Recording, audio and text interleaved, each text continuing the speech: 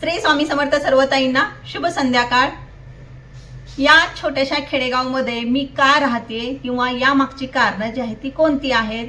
प्रत्येक गोष्टीला तुला सोलापूरला जावं लागतं, कुरिअर असेल, पोस्ट असेल, बाकीच्या वस्तू आणायच्या असतील, खूप सारी कामं असतात।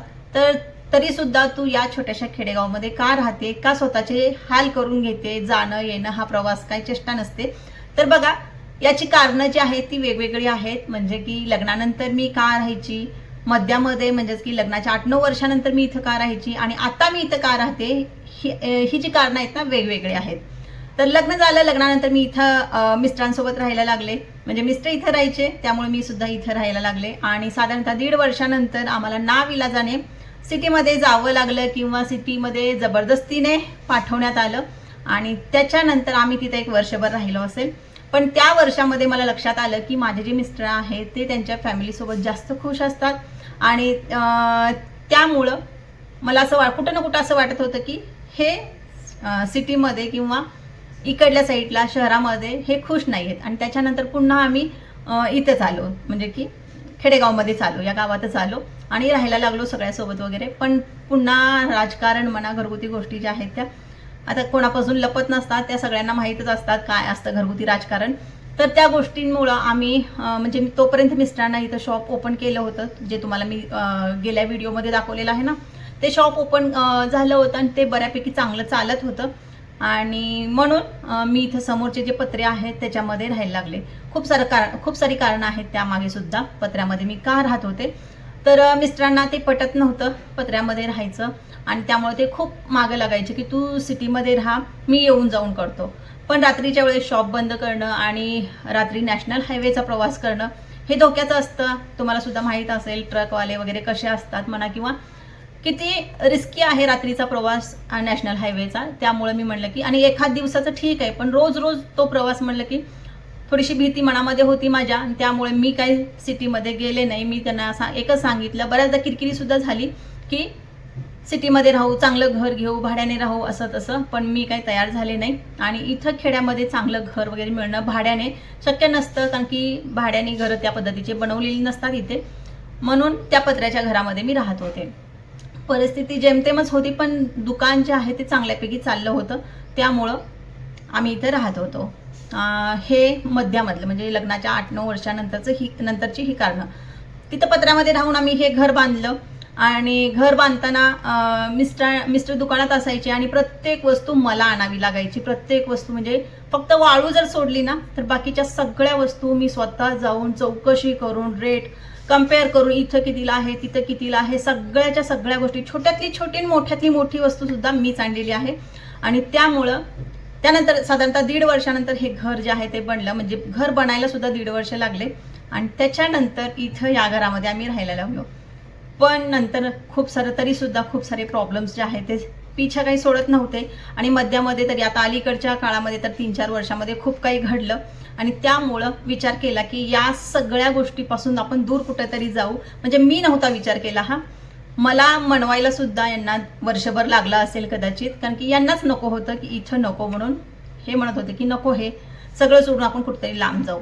आणि त्यामुळं त्या पद्धतीनं आम्ही, तुम्हाला माहीत आहे त्या गोष्टी आता ज्या घडल्या त्या पद्धतीनं आम्ही दुसरीकडे राहायला गेलो। मुलीचं ॲडमिशन वगैरे सगळ्या गोष्टी त्यामध्ये घडल्या आणि आम्ही दुसरीकडे राहायला गेलो। पण तिथं गेल्यानंतर, त्या घरामध्ये गेल्यानंतर मला या घराची खूप जास्त आठवण येत होती। मध्येच रात्रीच्या वेळेस उठायची, मी रडायची घरासाठी। का रडत होते माहीत नाही, पण घराची आठवण जास्त यायची। आणि ती जी घरं आहे शहरामध्ये, म्हणजे मोठ्या शहरामध्ये घरं एवढी छोटी छोटी आणि म्हणजे काय माहीत नाही, पण मन लागत नव्हतं तिथं, करमत नव्हतं, अशी मोकळी हवा वगैरे अजिबात नव्हती।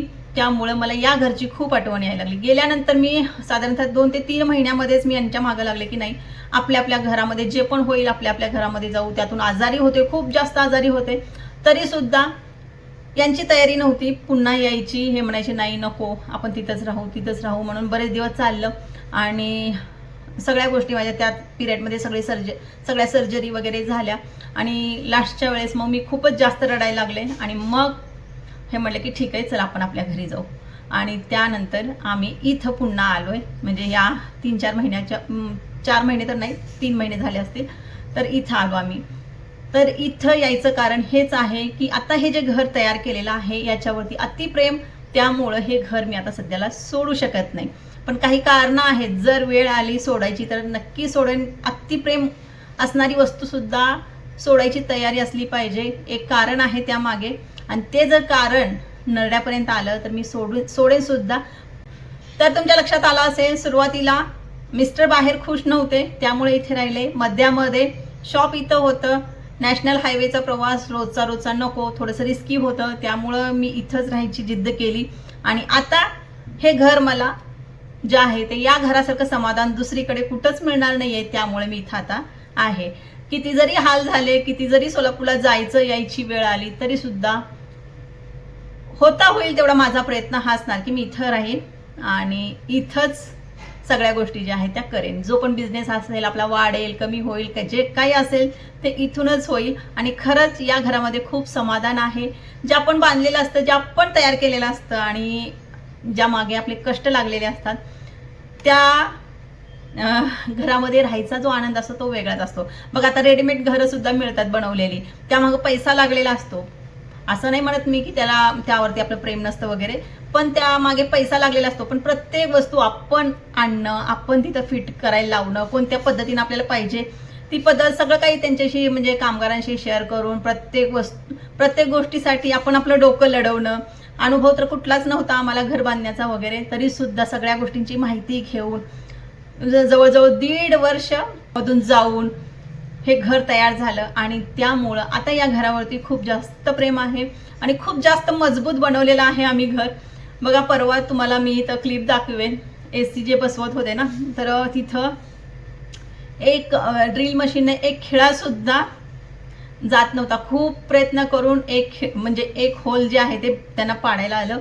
खूप सारा म्हणजे अर्धा दिवस गेला यामध्ये असं म्हणू शकतो आपण. तुम्हाला दाखवेन ती क्लिपसुद्धा. एवढं मजबूत हे घर आपण बनवलेलं आहे.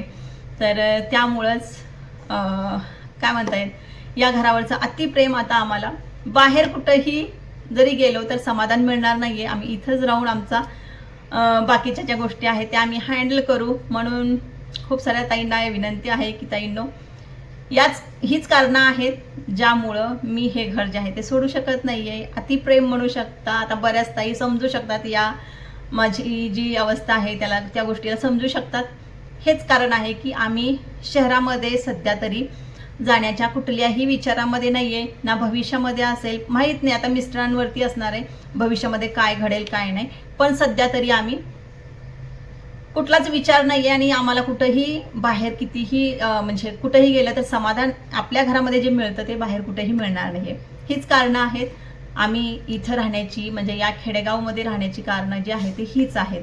तर आशा करते बऱ्याच ताईंना कळालं असेल की मी या खेडेगावमध्ये का राहते. तर व्हिडिओ आवडला तर व्हिडिओला लाईक नक्की करत जा. बऱ्याच ताई व्हिडिओ पाहतात, छान आहे म्हणतात, पण व्हिडिओला लाईक करत नाही. चॅनलला सबस्क्राईब जर केलं नसेल तर चॅनलला सबस्क्राईब करून नक्की ठेवा. तर चला भेटूया परत एका नवीन व्हिडिओमध्ये. तोपर्यंत बाय बाय.